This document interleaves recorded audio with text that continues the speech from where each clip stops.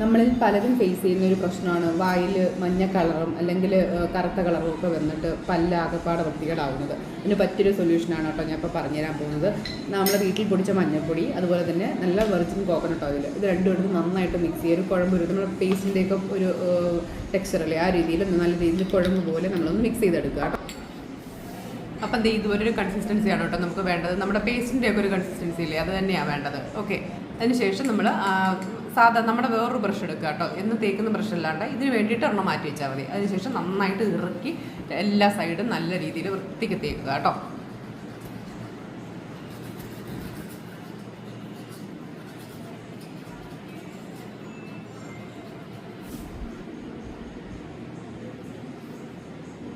അപ്പോൾ രാവിലെ വൈകുന്നേരം ഉറങ്ങുന്നതിന് മുമ്പും നിങ്ങൾ ഇതുപോലെ ബ്രഷ് ചെയ്തിട്ട് കിടക്കുക കേട്ടോ. ഈ 2 ഇൻഗ്രീഡിയൻസ് ഭയങ്കര മിറക്കിളായിട്ടുള്ള റിസൾട്ടാണ് നമുക്ക് തരുന്നത്. തീർച്ചയായിട്ടും നിങ്ങൾ ഈ 2 ഇൻഗ്രീഡിയൻറ്റ് വെച്ച് ട്രൈ ചെയ്ത് നോക്കുക. നിങ്ങൾക്ക് തീർച്ചയായിട്ടും റിസൾട്ട് കിട്ടും. നമ്മുടെ വീട്ടിലുള്ള സാധനങ്ങൾ തന്നെയാണ്.